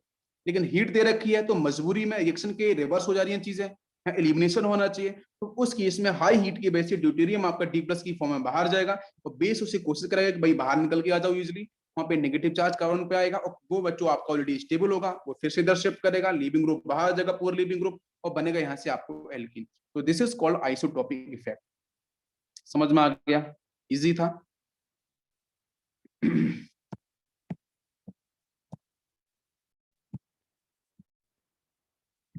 यस, नेक्स्ट क्वेश्चन लेते हैं, चलो स्टार्ट करते हैं। क्वेश्चन है बच्चों हमारे पास कुछ ऐसा, ये बेंजीन दे रखा है, यहाँ पे नाइट्रो ग्रुप लगा के दिया है, यहाँ पे भी नाइट्रो ग्रुप लगा के दिया है, और इसके साथ प्रेजेंट है बच्चों CH2, now this is CH2F, ठीक है। इसके सामने बच्चों मैंने फॉलो किया है सोडामाइड NaNH2 एंड आपका यहाँ से ही सॉल्व करो, क्या आंसर बनेगा। वैसे यहाँ पे रिवर्सिबिलिटी भी दिखाई देती है इवन सीबी के अंदर, इवन सीबी में रिवर्सिबिलिटी भी शो होती है, लेकिन उस पर जाने की जरूरत नहीं है, बिकॉज वो हमारे सिलेबस में नहीं है, ठीक है, उसको जानो, कभी क्वेश्चन भी नहीं आए हैं। तो सोडामाइड दे रखा है मैंने, बताओ बच्चों क्या होगा, क्या आंसर बनेगा फाइनल आंसर। ये आपका यहाँ पे स्ट्रॉन्ग बेस दे रखा है, हीट दे रखा है बच्चों, बिल्कुल, मतलब हमारा जो रिएक्शन है वो आपका स्ट्रॉन्ग हीट है, तो मतलब E2 से हो सकता है या बच्चों इवन सीबी से हो सकता है। लेकिन यहाँ जरा चेक करो, इसके पास बच्चों ये देखो पुअर लिविंग ग्रुप है, या ध्यान दो ये आपका पुअर लिविंग ग्रुप है, पुअर एलजी है, ये आपका अल्फा होगा, ये बीटा होगा। क्या बीटा के पास बच्चों इलेक्ट्रॉन विड्रॉइंग ग्रुप प्रेजेंट है, डेफिनेटली प्रेजेंट है, देखो पूरा बड़ा का बड़ा ग्रुप जिसपे नाइट्रो भी लगा के दे रखे हैं, बहुत ही जबरदस्त स्ट्रॉन्ग इलेक्ट्रॉन विड्रॉइंग ग्रुप है, बिल्कुल। स्टार्ट करो बच्चों, क्या बीटा के पास प्रेजेंट है एक हाइड्रोजन, हाँ बिल्कुल प्रेजेंट है, वही मोस्ट एसिडिक हाइड्रोजन है। तो कहानी स्टार्ट करें जल्दी से, चलो फटाफट से स्टार्ट करते हैं, इसको मैं ऐसे लिख लेता हूँ आपको दिखाई दे। यहाँ पे प्रेजेंट है हाइड्रोजन, ये बच्चों यहाँ से बाहर जाएगा, H प्लस की फॉर्म में बाहर जाएगा, सामने से बेस आएगा NH2, वो इसको एब्जॉर्ब करेगा। तो कहानी समझ में आ गई, इतना बाहर हो गया। पहली स्टेप बच्चों क्या होगी, फास्ट स्टेप, फर्स्ट क्या होगी, फास्ट स्टेप होगी, फास्ट स्टेप। और यहाँ से बच्चों क्या मिलेगा, अब दिमाग देखो तो यहाँ पे माइनस चार्ज मिलेगा, उस माइनस बच्चों ऑलरेडी स्टेबल है, बिल्कुल स्टेबल होगा, तो फ्लोरीन बच्चों पुअर लिविंग वो बाहर जाएगा, डबल बॉन्ड बीच में आ जाएगा। तो फाइनल हमारा जो बनेगा तो कितना स्ट्रेट बिल्कुल बन गया। कंपाउंड को पहचानना आना चाहिए, ठीक है, कंपाउंड को पहचान मैंने आपको दिखा दिया, तो एक बार अब कोई कंफ्यूजन नहीं है। तो CH double bond CH2, this is the final product, यही आपका फाइनल प्रोडक्ट होगा। विद इन सेकेंड आंसर निकल के आएगा अगर आपने कंपाउंड को पहचान लिया तो। नहीं पहचान पाया तो फिर गाड़ी फंसी रहेगी। तो इस पे आपको थोड़ा ध्यान देना पड़ेगा, ठीक है। चलो नेक्स्ट कंपाउंड लेता हूँ। यस, नेक्स्ट कंपाउंड लिया है मैंने बच्चों यहाँ पे। Now this is the carbon alkyl part, now this is alkyl part. यहाँ पे आपका साइनाइड है और इसके साथ बच्चों प्रेजेंट है आपका हाइड्रोक्सी सेक्शन। और इसके सामने बच्चों में लेके आया स्ट्रॉन्ग बेस एंड आपका हीट। सॉल्व करो क्या बनेगा प्रोडक्ट, वेरी इंपॉर्टेंट। ये आपका रिवीजन पर्पज से क्वेश्चन है, ध्यान दो। ये कंपाउंड को जाना पहचाना सा है, क्या है ये कंपाउंड को जाना पहचाना सा है। साइनोहाइड्रिन वगैरह का फॉर्मेशन वगैरह यहीं से होता है, ठीक है। अगर यहाँ पे आप फॉलो करते हो, देखो मैं आपको थोड़ा सा यहाँ पे हिंट करूंगा कि ये जो कंपाउंड गिवन उसके साथ है क्या कि एक कार्बन के साथ दो एल्काइल पार्ट है, एक साइनाइड है, इधर आपका हाइड्रोक्सी सेक्शन है। तो यही तो दिख रहा है आपको, क्लियर है। अच्छा, तो इसके साथ बच्चों यहाँ पे क्या होगा, एक बेस आएगा। बेस क्या करेगा बच्चों, खोजेगा मोस्ट एसिडिक हाइड्रोजन। तो क्या हो सकता है, जल्दी से बताओ, क्या साइनाइड आपका अच्छा लीविंग ग्रुप है कि पुअर लीविंग ग्रुप है? साइनाइड, अरे कैसा है बच्चों बताओ, जो अभी आपको बताया था मैंने। This is poor leaving group. A carbon आपका अल्फा, ये हो गया आपका बीटा ऑक्सीजन। तो हमेशा आपका बीटा कार्बन हो ऐसा जरूरी नहीं है, यही तो मजेदार कहानी है भाई। हमेशा बीटा कार्बन ही हो ऐसा कुछ जरूरी नहीं है, हम लोग यही पढ़ते हैं। लेकिन बीटा बच्चों ऑक्सीजन भी तो हो सकता है। अरे आपको मेरी बात समझ में आ रही है? ये थोड़ा डिफरेंट केस बता रहा हूँ, मजा आएगा बिल्कुल। यस, बिल्कुल सही आंसर किया है। यस, तो बच्चों यहाँ से आपका जो बीटा पे ऑक्सीजन है, बीटा के पास प्रेजेंट है हाइड्रोजन। हाँ सर, बहुत अच्छी बात है, कोई तकलीफ नहीं है। अगर यहाँ से अगर यहाँ से इफ एनी केस अगर यहाँ से बेस आएगा भी स्ट्रॉन्ग बेस, तो बीएच बॉन्ड बनाएगा, बीएच को बाहर निकाल देगा। यहाँ ऑक्सीजन पे नेगेटिव चार्ज आएगा। भाई ऑक्सीजन पे नेगेटिव चार्ज, बाबू तो खुश हो गया ना भाई। ऑक्सीजन तो खुश हो गया भाई, स्टेबिलिटी हो गई उसकी, नेगेटिव चार्ज मिलेगा। नेगेटिव चार्ज मिलने के मतलब वो स्टेबिलिटी शो करेगा, कोई तकलीफ नहीं है। इलेक्ट्रॉन विड्रॉइंग ग्रुप नहीं है ऑक्सीजन के साथ, लेकिन फिर भी स्टेबल हो गया है। क्यों? क्योंकि उसका नेचर ऐसा है। क्या आपको मेरी बात समझ में आ रही है? इफ इट इज कार्बन, अगर कार्बन पे नेगेटिव होता तो इलेक्ट्रॉन विड्रॉइंग ग्रुप की जरूरत पड़ती है, बिकॉज कार्बन पे नेगेटिव स्टेबल नहीं होता। ये आपको समझ में आता है? तो वहां मजबूरी में चाहिए इलेक्ट्रॉन विड्रॉइंग ग्रुप। लेकिन यहाँ पर इलेक्ट्रॉन विड्रॉइंग ग्रुप की जरूरत है ही नहीं, बिकॉज वो पहले से ही स्टेबल है। अरे भाई सहारे की जरूरत कब पड़ती है? सहारे की जरूरत कब पड़ती है? जब वो कोई इस सिचुएशन में हो। जब ऑक्सीजन इस सिचुएशन में है ही नहीं, तो क्यों सहारे की जरूरत पड़े? तो इसके पास कोई भी इलेक्ट्रॉन विड्रॉइंग ग्रुप नहीं होगा। मजा आ रहा होगा, बिल्कुल फील हो रहा होगा, फील करना जरूरी है। तो अब बच्चों यहाँ से क्या होगा समझो, ये O माइनस हो गया, यहाँ पे Cr2 लिख लें अपन, और नीचे आपका Cn है। बताओ जल्दी से, हीट बची बस, कंडीशन हीट। Cn को बाहर निकालो, नेगेटिव को यहाँ शिफ्ट करो। जैसे शिफ्ट करोगे तो ये स्टेप बच्चों होती है slow step. Second step, what is answer? जल्दी से बताओ क्या फाइनल आंसर बनेगा? भाई साहब बनेगा C double bond O R and R।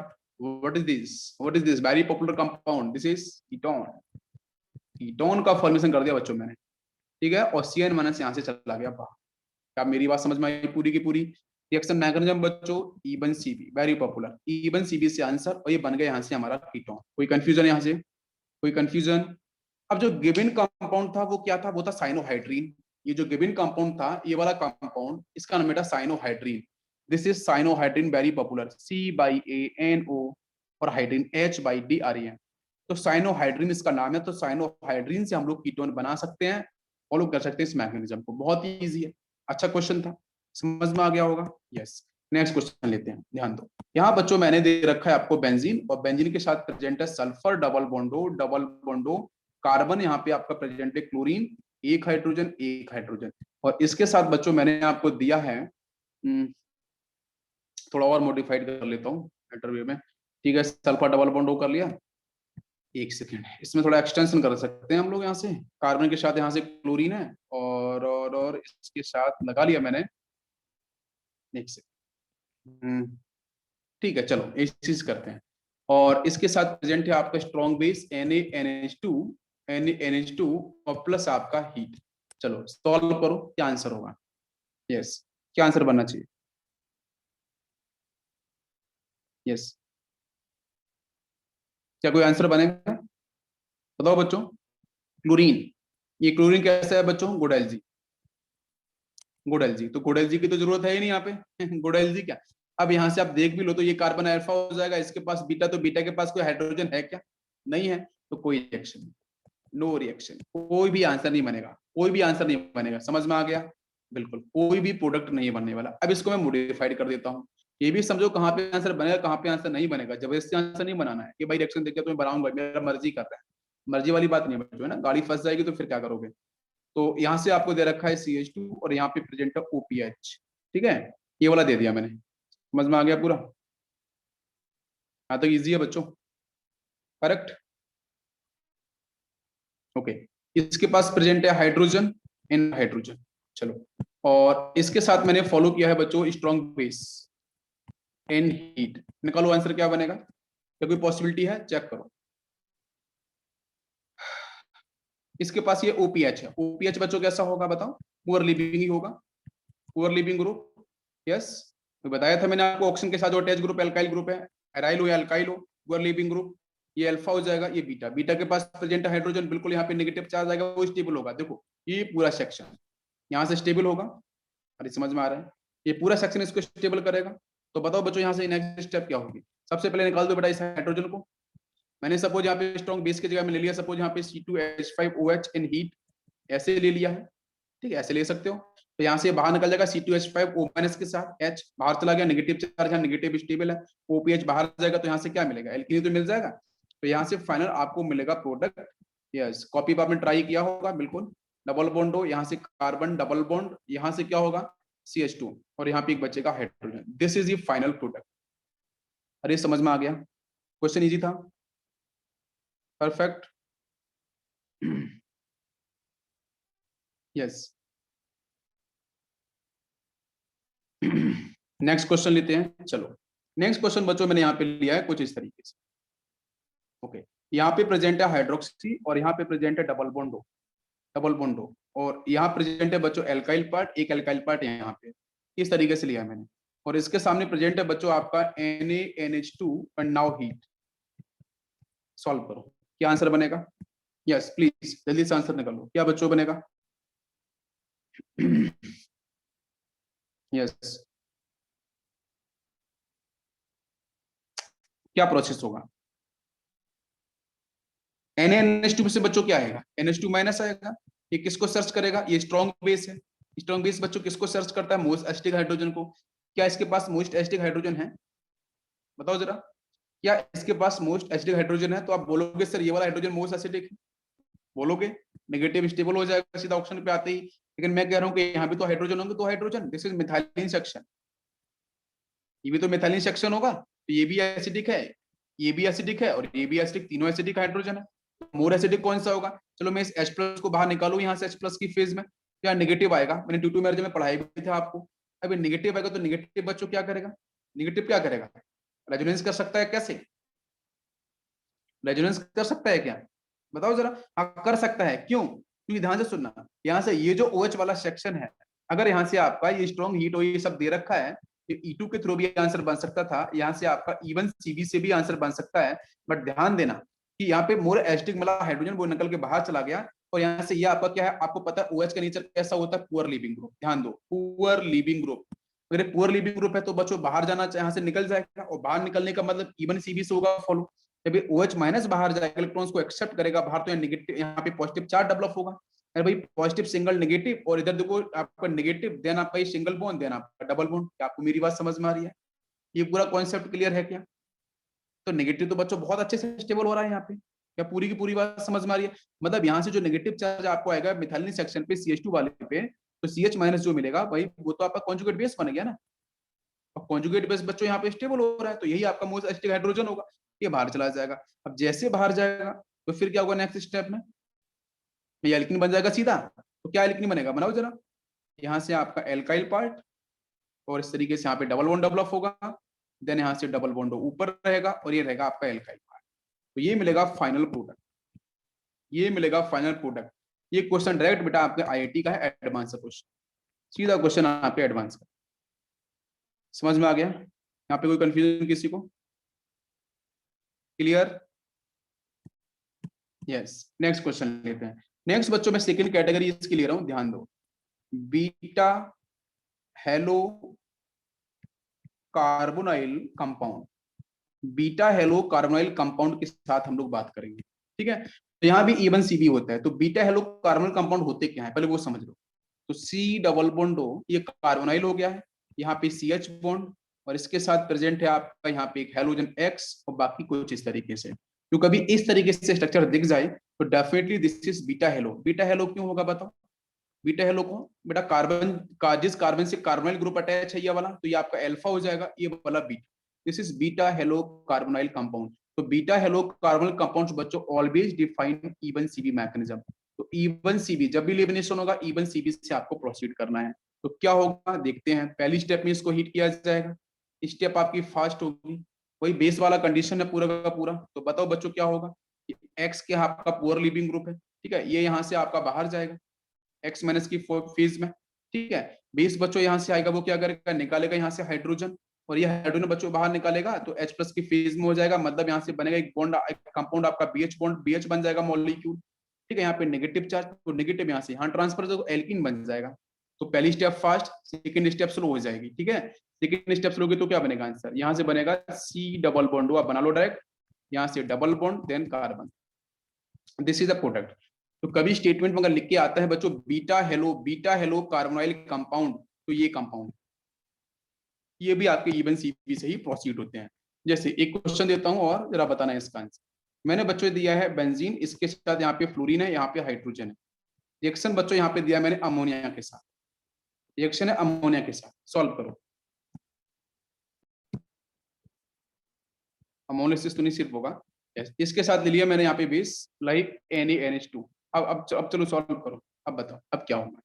हम लोगों ने पढ़ा था बेंजाइन मैकेनिज्म, अरे याद करो बेंजाइन एमाइड के साथ अमोनिया, ठीक है, बेंजाइन मैकेनिज्म याद है क्या?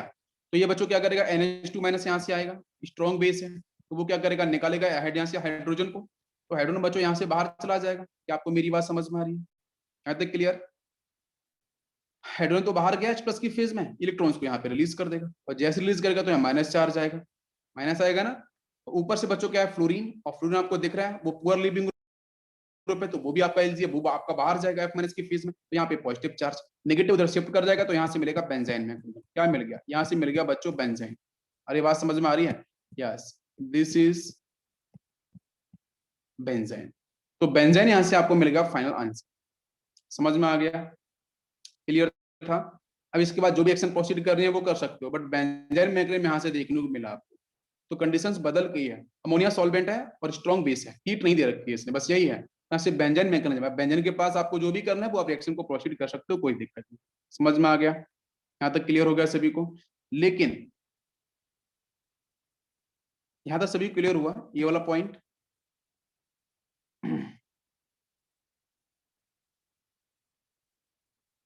ये पॉइंट सभी को समझ में आया बच्चों?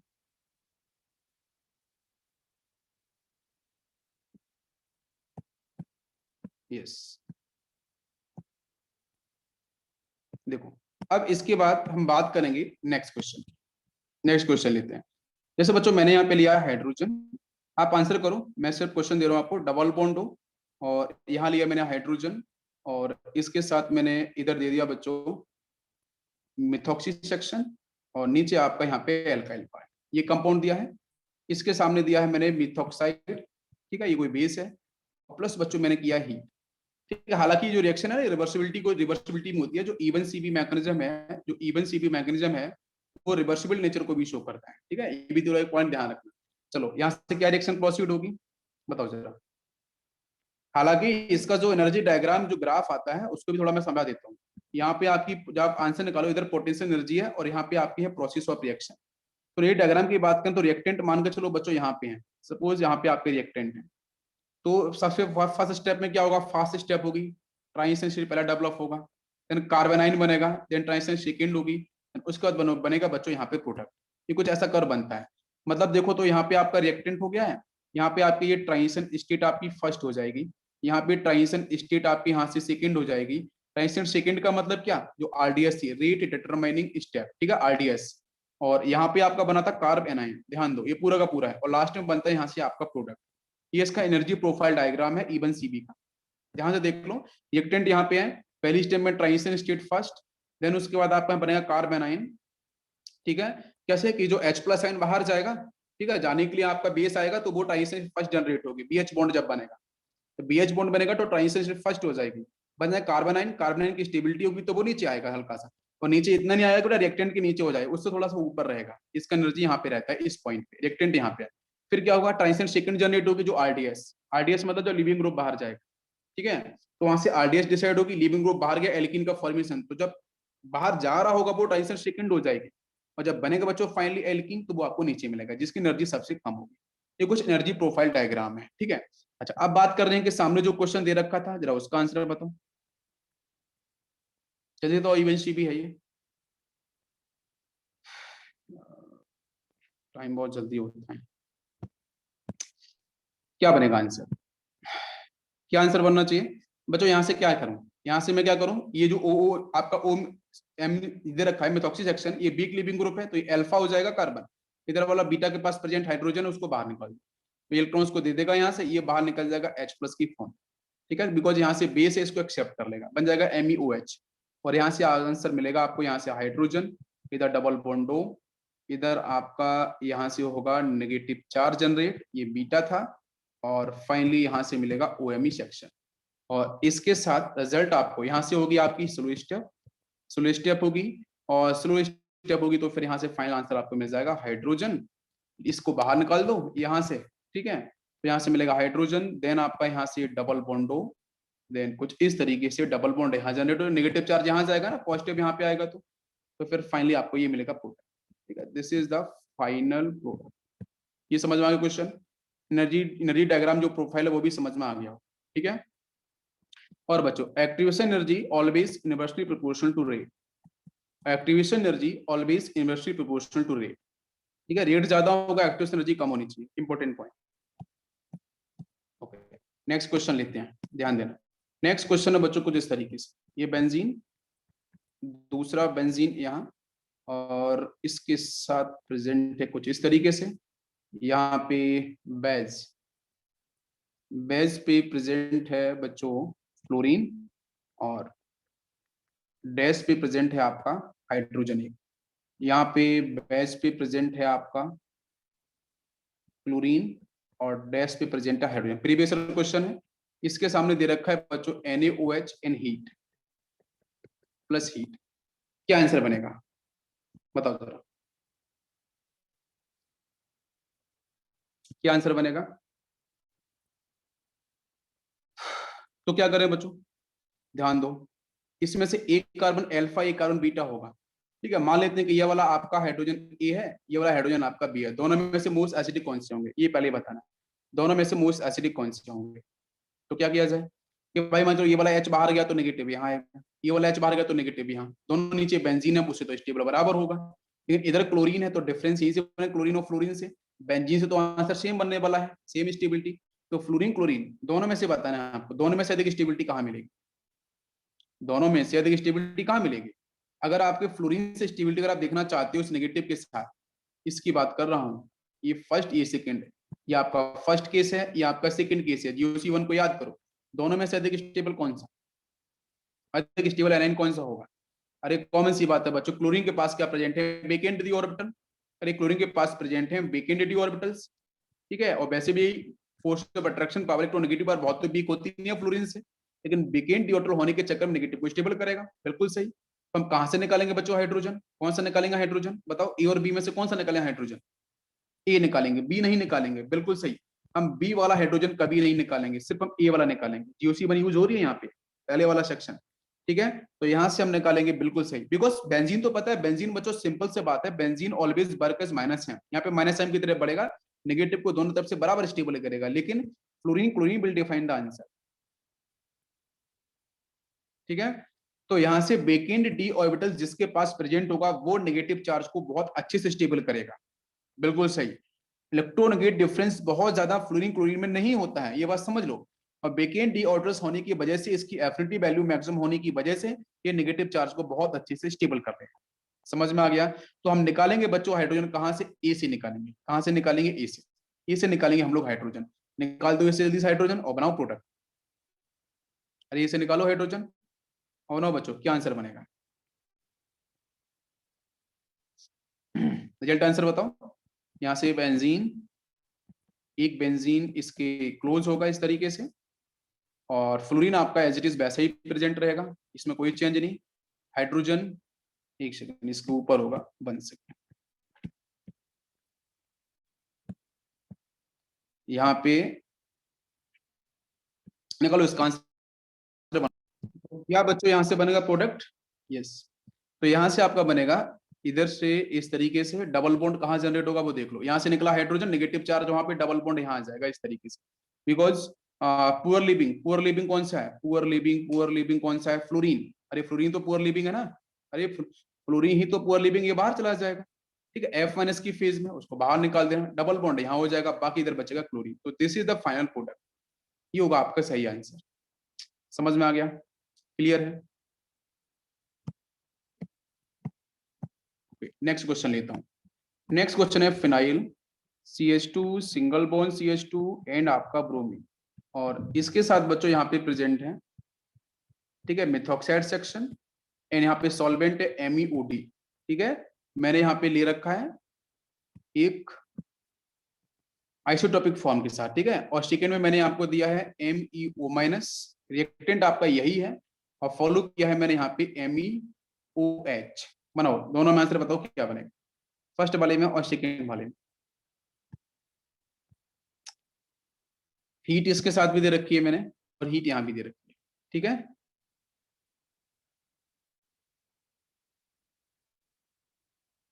हो जाएगा सॉल्व, ट्राई करना, बिल्कुल बनेगा। यहाँ पे आइसोटोपिक इफेक्ट वर्क करेगा, आइसोटोपिक इफेक्ट यहाँ पे वर्क करेगा, और यहाँ पे आइसोटोपिक इफेक्ट वर्क नहीं करेगा। ठीक है, ये बात आपको ध्यान रखनी है। वहां पे आइसोटोपिक वर्क करेगा, यहाँ पे आइसोटोपिक वर्क आपका नहीं करेगा। ठीक है, आंसर तो निकल जाएगा बिल्कुल। ठीक है, करेक्ट है। यस, नेक्स्ट क्वेश्चन तो अगर मैं यहाँ पे फिनाइल, मैं कुछ होमवर्क देता हूँ, ट्राई करना आप लोग, बस होमवर्क ले लो, कोशिश करना। ये क्वेश्चन है, इसके सामने दिया मैंने मिथॉक्साइड सेक्शन एंड हीट। ठीक है, इसका आंसर निकालना। नेक्स्ट क्वेश्चन देता हूं मैं आपको यहाँ पे कुछ इस तरीके से, होमवर्क के लिए दे रहा हूँ, ट्राई करना है इसको। मैंने दिया है methoxy section, now this is phenyl, और यहाँ पे दे दिया मैंने नाइट्रो सेक्शन, और now follow the NaOH and आपका हीट। ठीक है, ये दो क्वेश्चन। इसके बाद नेक्स्ट क्वेश्चन देता हूं मैं आपको कुछ इस तरीके से। यहाँ पे प्रेजेंट है hydrogen, fluorine, chlorine, fluorine, fluorine, और यहाँ पे क्लोरीन। ठीक है, दिस इज क्लोरीन एक्चुअली, है ना, यहाँ पे क्लोरीन है ये, और इसके साथ बच्चों मैंने फॉलो कराया है methoxide and now this is heat. ठीक है, सॉल्व करना यहाँ से क्या आंसर बने। ठीक, नेक्स्ट क्वेश्चन, बस क्वेश्चन ले लो और जरूर इनको ट्राई कर लेना, तो आपके कॉन्सेप्ट और स्ट्रॉन्ग हो जाएंगे। इसके साथ बच्चों यहाँ पे मैंने कुछ इस तरीके से दे दिया, एक CN यहाँ पे है साइनाइड, नेक्स्ट आपका यहाँ पे साइनाइड ग्रुप है, और इसके साथ एक CN मैंने यहाँ दिया है, एक CN मैंने यहाँ दिया है। ठीक है, सारे साइनाइड है सारे के सारे, और यहाँ मैंने फॉलो किया है इस तरीके से अमाइन वाला सेक्शन। ठीक है, टर्सरी अमाइन वाला सेक्शन फॉलो किया है, एंड आपका हीट स्ट्रॉन्ग बेस होगा। ठीक है, नेक्स्ट बात करते हैं यहाँ से, नेक्स्ट क्वेश्चन। यहाँ से भी आपका फिनाइल है, यहाँ पे डबल बॉन्ड में प्रैक्टिस करोगे तो ही बात बनेगी इसमें। ठीक है, डिफरेंट वैरायटीज पे NaOH, नेक्स्ट इसके बाद हीट, ऐसे क्वेश्चंस मैक्सिमम आते हैं। ठीक है, इसी तरीके से ट्राई करो सारे क्वेश्चंस। नेक्स्ट क्वेश्चन दे रहा हूं मैं यहाँ पे आपको, बेंजीन, आप कॉपी पे लिख लो। ठीक है, बाकी स्क्रीनशॉट भी आपको मिल जाएंगे, लेकिन आप ले लो स्क्रीनशॉट। तो CH2 single bond CH2 and आपका CN, और इसके साथ मैंने लगा के दे दिया है आपका मिथॉक्साइड सेक्शन, नाउ हीट। ठीक है, क्या बनेगा यहाँ से प्रोडक्ट। ठीक है बच्चों, करोगे ये क्वेश्चंस, बताओ सभी लोग। ठीक है, ये आपका हो गया है होमवर्क। तो यहाँ बच्चों फिनिश होता है हमारा बेंजाइन, यहाँ पे फिनिश होता है बच्चों इवन सीपी मैकेनिज्म। कल पढ़ेंगे हम लोग इंटरनल और इंट्रा, छोटा सा पार्ट है इंटरनल इंट्रा, समझ में आ जाता, खत्म तो आज ही हो जाता, लेकिन आपको पता है कि क्वेश्चंस करने जरूरी हैं।